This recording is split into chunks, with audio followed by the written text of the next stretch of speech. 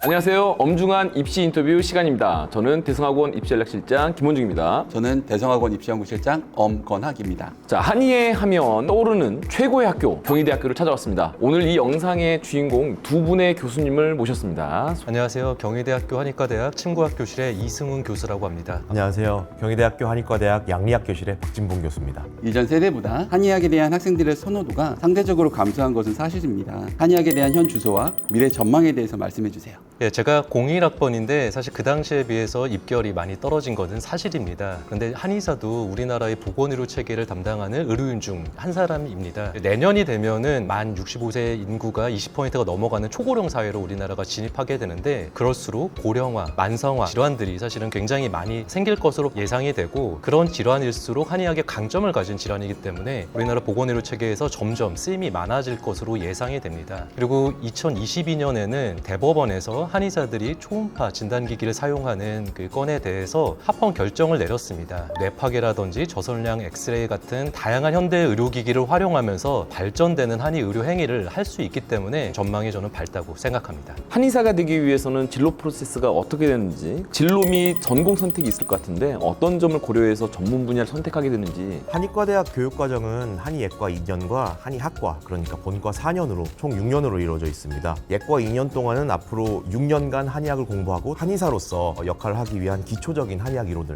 배우게 됩니다. 본과 1학년부터는 본격적인 한의학의 원리를 공부하게 됩니다. 한방생리학이나 한방병리학, 본초학, 처방제형학과 같은 한의학 과목을 공부하고 생리학이나 병리학, 해부학, 양리학과 같은 의과대학에서 배우고 있는 동일한 과목들을 배웁니다. 본과 2학년부터는 한방병원에서 진료를 하시는 임상교수님들이 강의하시는 임상한의학을 배우게 되고요. 마지막으로는 본과 3학년부터 직접 임상실습에 임하게 됩니다. 이때는 경희대학교 한방병원에서 임상실습을 하기도 하고 외부 한의원이나 한방병원 등에서 실습을 할 기회도 얻게 됩니다. 또 진료 외에 연구나 다른 분야에 관심을 가지는 학생들의 경우에는 연구소나 아니면 스타트업 회사와 같이 비임상 기관에서 실습을 하기도 합니다. 졸업하게 되면 한방병원에서 근무할 수 있게 되는 건지, 일반 의사와는 어떤 차이가 있는지, 한방하고 양방하고 협업체제로 운영이 되는 건지 그게 궁금합니다. 졸업 후에 이 한방병원에서도 근무할 수가 있습니다. 이 부분은 의대랑 치대랑 동일하다고 보시면 되는데요. 병원에 근무를 하게 되면은 인턴, 레지던트 과정을 거치는데 한방병원 같은 경우는 인턴 1년,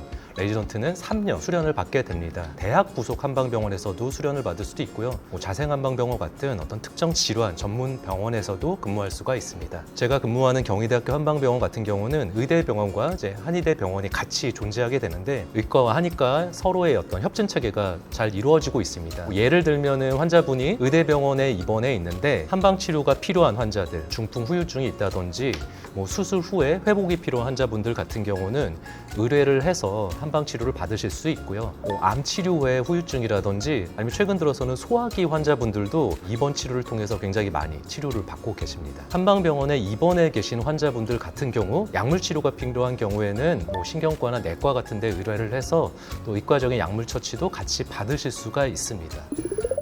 사전에 우리 재학생들이 브이로그를 좀 준비한 게 있더라고요. 그 영상 보면서 한번 같이 이야기 나눠보도록 하겠습니다.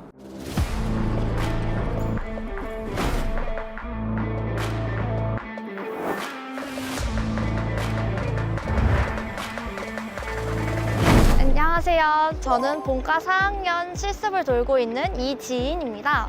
안녕하세요. 저는 올해 경희대학교 한의예과에 입학한 한의예과 1학년 이승우입니다. 오늘은 한방소아과에 가서 어떻게 진료가 이루어지는지 함께 가보도록 하겠습니다.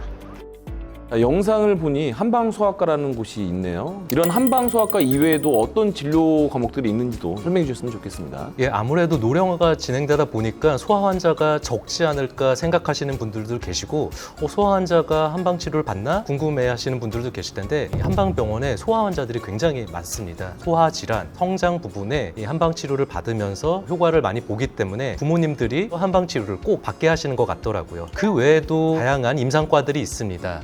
사상체질과, 그리고 침구과, 한방내과, 또 한방재활의학과 다양한 이런 과들이 존재하는데 피부 질환이라든지 이비인후과 질환들, 그리고 신경정신과 질환들도 한방치료가 굉장히 효과가 좋은 그런 분야들이 있기 때문에 아마 이런 부분들도 나중에 한의사가 되면은 전문의 과정도 할 수 있다라는 것을 오늘 한번 알고 가시면 좋을 것 같습니다.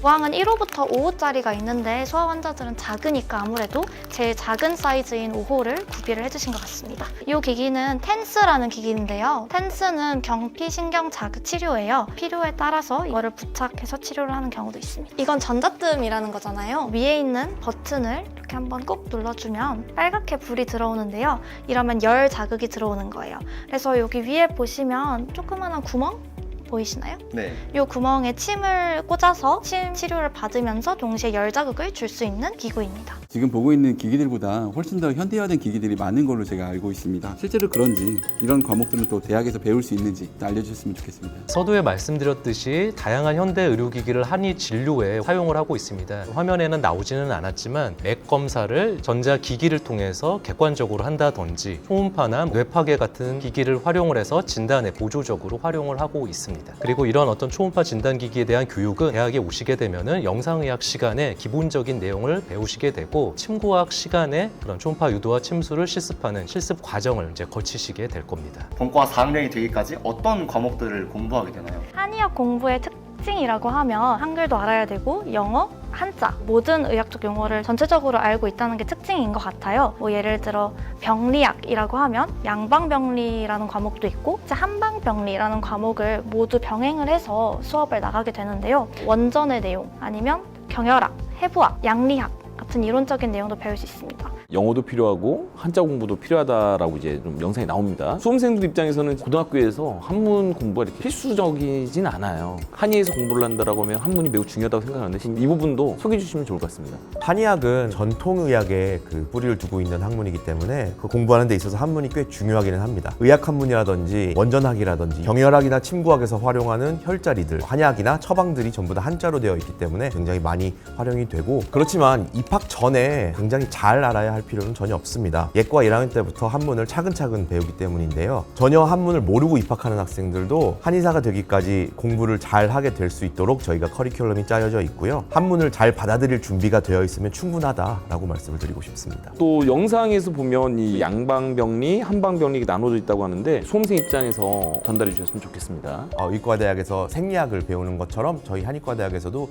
동일하게 인체 생리학을 배우게 됩니다. 한의학적으로 인체를 바라보는 관을 바탕으로 정상적인 그 인체의 건강을 어떻게 바라보는지를 한의학적으로 공부를 하게 되고 양방병리를 배움으로써 뭐 염증이라든지 감기라든지 우리가 흔하게 알고 있는 이런 질환들에 대한 공부를 하게 되고 한방병리를 통해서 한의학적으로는 이 질환을 어떻게 바라보고 원인이 무엇인지 또 치료는 어떻게 접근을 해야 되는지 공부를 하게 된다고 볼 수가 있습니다. 한의대생들이 그런 학업적인 면 말고 다른 활동 같은 것도 하는 게 있을까요? 그래서 대표적으로 해외 전공 연수 프로그램이 있는데요. 한의대라고 생각을 하면 한국에서만 있어야 되는 건가? 라는 생각을 보통 많이들 하시는데 중국, 대만, 일본, 미국 등등 1년에 거의 한 100명씩 해외 전공 연수 프로그램에 참여할 수도 있고 그리고 또 내가 만약에 연구에 관심이 있는 학생이라면 학부생 연구 프로그램, URP 프로그램이 있고 그리고 관심 있는 연구실이 있다면 학부생 조교 프로그램, 다양한 프로그램들에서 내가 이런 부분에 관심이 있구나, 이런 부분은 나랑 잘 맞는구나를 알아가 볼 수 있는 시간이 있는 것 같아요.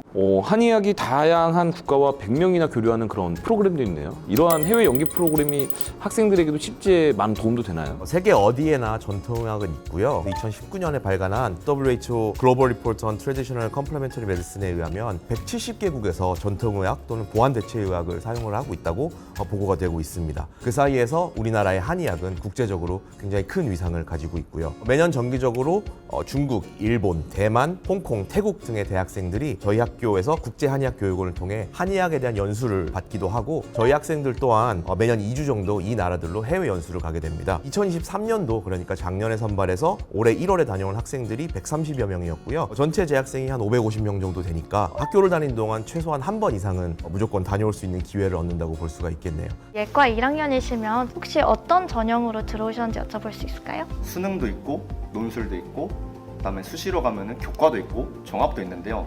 저 같은 경우에는 학생부 종합 네오르네상스 전형으로 들어왔습니다. 실례가 안 된다면 등급이 어느 정도셨는지 여쭤볼 수 있을까요? 네, 1.22 정도의 등급대로 경희대학교에 입학했습니다. 저는 이공 계열이고 좀 자연 계열이다 보니까 아무래도 좀 실험적으로 접근하고 싶었어요. 그래서 한의학과 관련된 실험을 구상을 해서 실험 활동을 많이 했던 기억이 있습니다. 해당 학생은 자연계열 학종으로 1.22였네요. 일반적으로 경희대학교 한의학과 어느 정도의 성적대가 지원할 수 있는지 알려주세요. 2024학년도 교과 전형 지역 균형 70% 커트라인이 인문계열 1.04, 자연계열 1.58이었습니다. 지금 학생이 입학한 것과 같은 네오 르네상스 전형 70% 커트라인은 인문계열 1.27, 자연계열 1.38이었고요. 수능 전형의 경우에는 70% 커트라인이 인문계열이 국수탐 평균이 96.83점, 자연계열이 국수탐 평균 97.67점으로 나와 있었습니다. 본과 4학년이시면은 이제 졸업을 준비하고 계신 거잖아요. 졸업 후에 진로 계획이 어떻게 되시나요? 저희 선배들이 어떤 진로를 선택하고 계신지를 보면 인턴, 레지던트와 관련된 절차를 밟을 수도 있고 교수님이 될 수도 있습니다.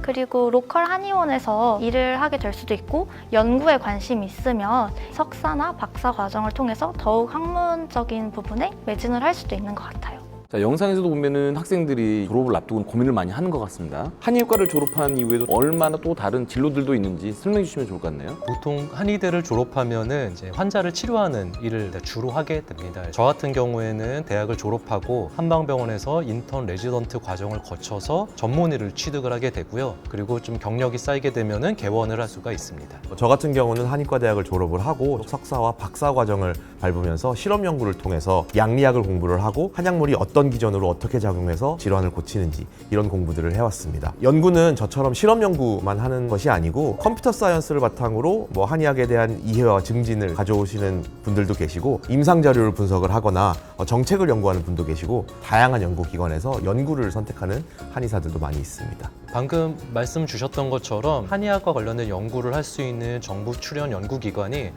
한국한의학연구원이나 한의학진흥원이라는 곳이 있습니다. 그곳에서도 한의학과 관련된 임상, 기초, 정책 연구들을 하고 계십니다. 또 WHO 같은 국제기구에서 일하시는 분들도 계시고요. 정부 산하에 있는 의료기관인 국립의료원이나 국립재활원 같은 데서도 보건직 공무원으로서 의료를 담당을 하고 계십니다. 그리고 최근 올해 7월에 한의사, 치과의사도 보건소장으로 임명될 수 있게 법이 개정되어서 지역 보건의료도 많이 담당을 하고 계십니다. 최근에는 많은 분들이 이제 스타트업을 통해서 한의학 관련된 어떤 기업 활동을 하시고 계신 분들도 있습니다. 그렇다면 고등학교에서 이런 활동을 꼭 해보고 왔으면 좋겠다. 추천해 보실 만한 활동이 있으신지. 아까도 계속 나왔지만 한문을 잘해야 된다, 중국어를 마스터해야 된다, 꼭 한의학과 관련된 내용을 해봐야 된다 생각하시는 분들도 있습니다. 오히려 한의학이라고 하면은 의학적인 측면, 과학적인 측면, 인문소양의학적인 측면이 다 같이 두루가 있는 학문이라고 보시면 됩니다. 그래서 본인이 이제 하셨던 다양한 활동을 그게 한의학과 어떻게 연계되고 어떤 의미를 가지고 있는지를 잘 한번 고민해 보시고 다양한 전형 때 활용하신다면 좋은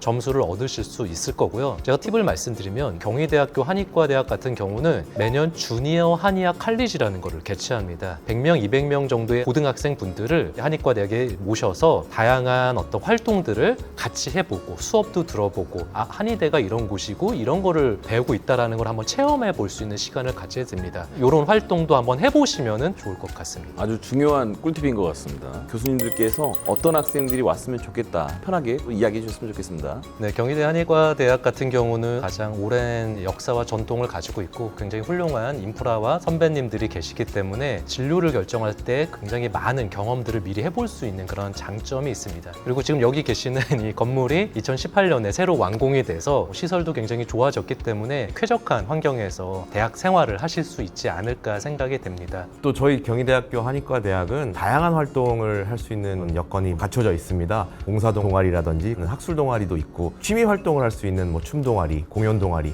노래 동아리 이런 것들이 있기 때문에 학생들이 굉장히 즐거운 시간을 보낼 수 있을 것이라고 생각을 하고요. 그리고 제가 경희대학교 한의학과의 학과장을 맡고 있습니다. 한의대에 관심이 있는 여러 친구들께서 와주시면 많은 활동을 같이 하면서 여러분들이 앞으로 우수한 한의사로서 성장해 나가는 모습을 제가 지켜보고 싶으니까 저희 학교에 많은 관심 부탁드리겠습니다. 자, 지금까지 경희대 한의학과를 방문해서 어떤 학생들을 선발하고자 하는지에 대해서 핵심적인 내용들은 충분히 전달된 것 같습니다. 좋은 말씀해 주신 교수님 두 분 정말 감사합니다. 이상으로 마치도록 하겠습니다. 감사합니다. 감사합니다.